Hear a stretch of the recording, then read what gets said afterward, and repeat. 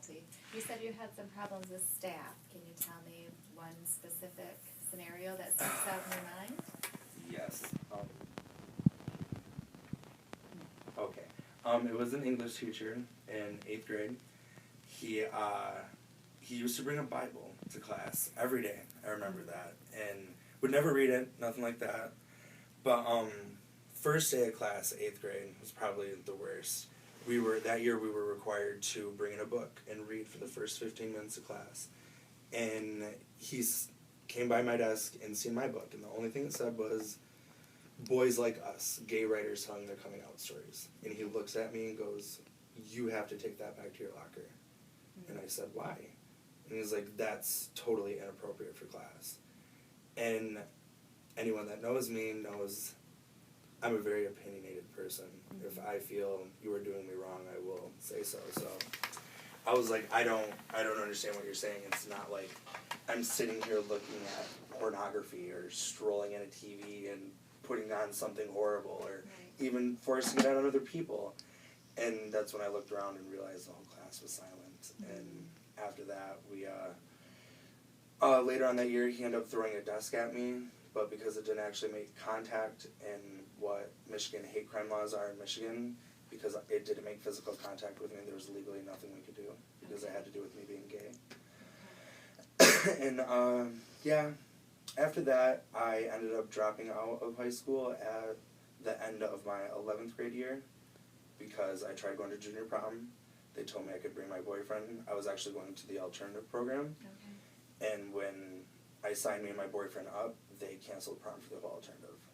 So they made me basically ruin prom for almost 30 other students just because they didn't want me and my boyfriend showing up. Did your change from public high school to the alternative program, did that have anything to do with being gay, or was it other issues? I would say about 80%, yeah.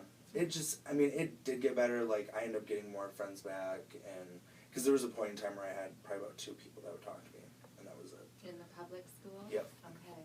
And, I would say about a few years later, I got to the alternative program. It was an okay program. I could have made it, but after the whole thing with prom, like, that was just, I wasn't really a football player, like, go to sports events, go to school dances, but I didn't really want to go to prom. And, yeah, they totally just shattered it for me. So I said... And you felt like you were responsible for other people. Exactly, yeah. Almost 30 other students not being able to go just because the gay kid wanted to go to prom, and that's exactly how they looked at it. And I'm so sorry to hear that. yeah, it was rough, and that's when I dropped out and didn't really do much for a year, and I ended up getting a postcard from Baker College, and I met a really nice lady named Susan, and I came in, she called me, and I told her, I was like, I don't have a diploma, I don't have a GED, like, I'm not going back, like, I'm only a few credits short, and it's probably a little immature and ridiculous not to go get it, but it's kind of a principle thing for me. I earned it, and I don't have it because of idiotic circumstances in my mind. And she told me that I could come here, and I could test, and we could see where I was at as far as an education level, and I actually got into college, and did really good, got on the president's list. I was double majoring. I was working a full-time job, working a part-time job, and then a certain chef came into the mix and made me feel like I was in 8th grade with that English teacher all over again. He, the most horrible thing that probably happened was I had got a tattoo on the side of my neck from my little sister, and I went into class that day. It was at the same building, so we have to wear our chef uniform. And I got ink on the collar, and I walk in, and he's like, what the F are you doing? What the F is that on your mother effing neck? Are you effing stupid? And this is in front of the entire student body, all my, fellow classmates. And I just stand there and I look at him, and I'm like, are you kidding me? Like, I'm sorry, chef, whoever, if you think I'm here to make you happy, but I'm not. I'm here to get an education. And last I knew, my tuition paid your check. So when you talk to me, do it with respect. Well, and from my experience, even the chefs in the culinary department have tattoos. he himself has half sleeves. Correct. But because you could see mine, like, I can't really cover up a neck tattoo unless I put on a scarf or whatever. It was just completely out of line in his mind, which he is totally entitled to think that in every way, but keep it to yourself. Do you think that that treatment would have been different if you had been heterosexual or more identified with the type of people that make up that department? With this particular chef, yes, I do. Because he knew me. He knew I was a flamboyantly gay dude, overweight, didn't care what you had to say. If I was here to do my own thing, get an education, I wasn't here to impress you, and he did not like that. I made it very clear to him that I didn't want a letter of recommendation from him, and he took it as an offense, and I didn't mean it that way. I just wanted to get everywhere in life on my own name, not someone else's.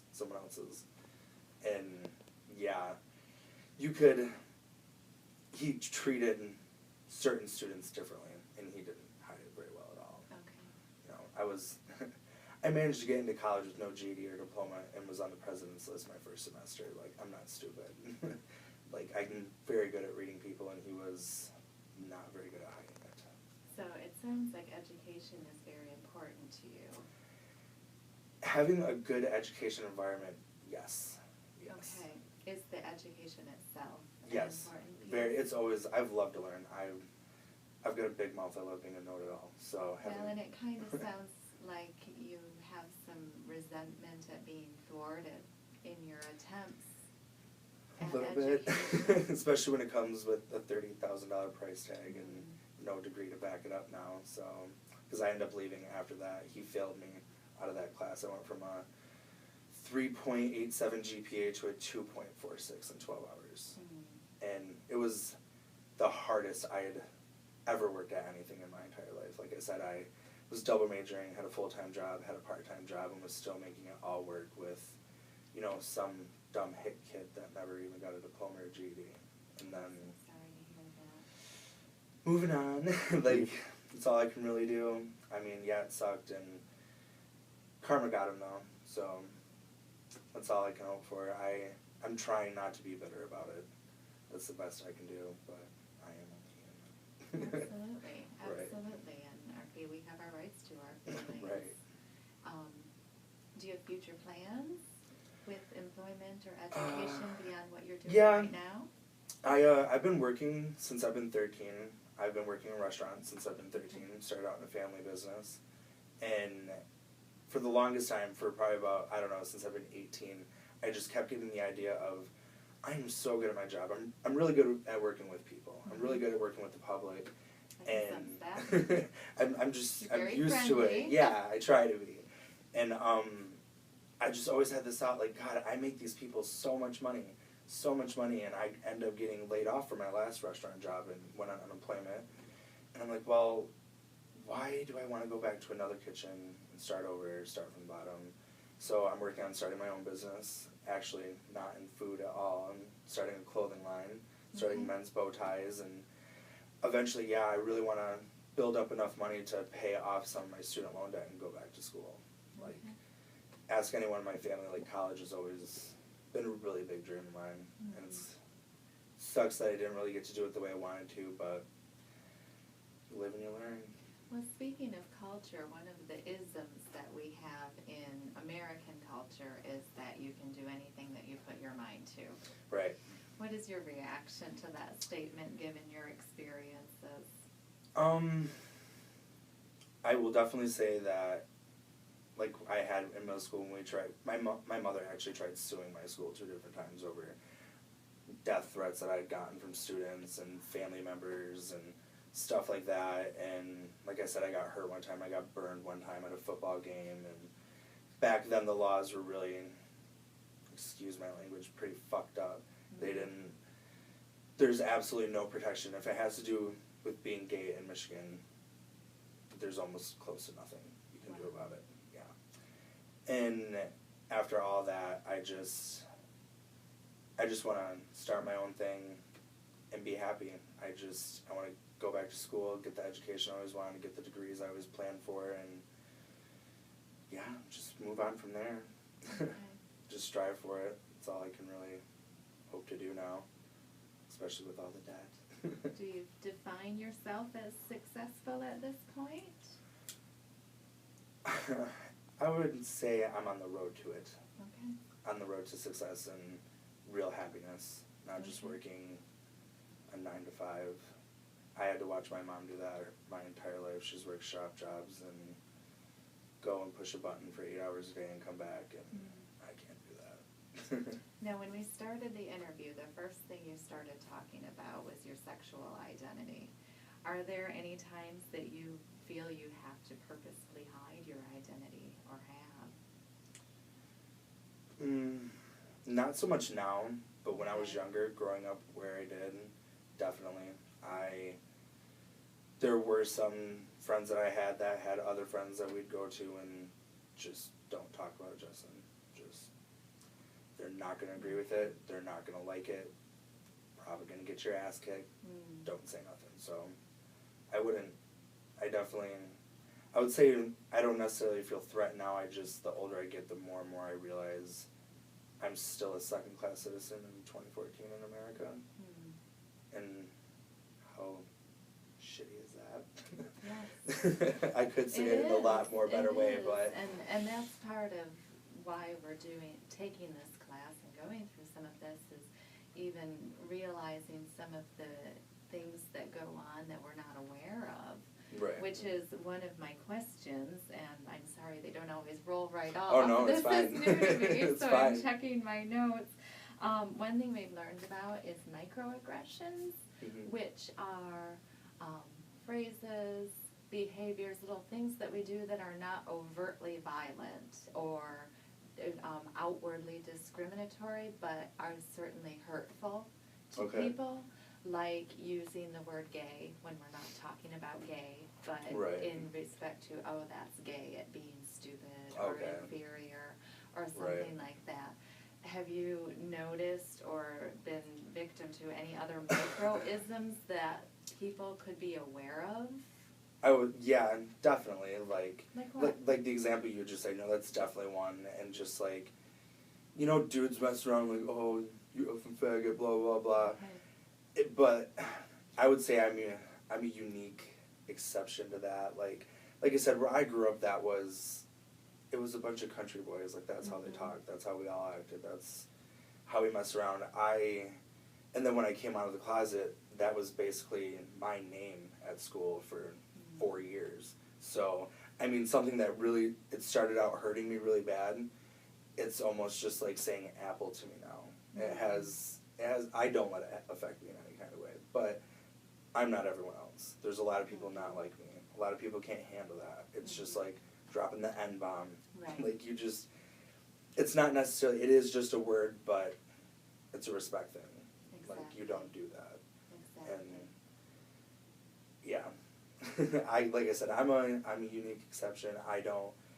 It doesn't bother me. You can call me whatever you want. I actually have it tattooed across my chest, to be honest. Okay. And I got the A in it, red, so it's like my own little gay version of the Scarlet Letter. Okay. Yep.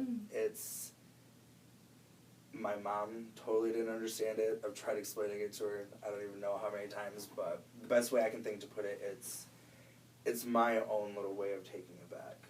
Like I said, words only have as much power as you give them, so if I have it tattooed across my chest, how do you expect to offend me with it? Okay. Yeah. That's interesting, and one thing that I wanted to ask you about are your piercings and tattoos. What do they mean to you? Really? I mean, a lot of them do have meaning. Like the one on my chest, like I said, I won't deny the shock value of it is great when I wear a tank top and go out in public. But, like my little sister, but I don't know, it's all partially kind of like how much thought other people put into, how am I going to cut my hair this time? What color am I going to do it? Or what outfit am I going to wear? Like my piercings and tattoos were always just kind of, I looked at them the same way. They're accessories. Right. So, I mean, Almost in a I sense. guess I would liken it to, one of my culture and some of my values are being successful at my workplace and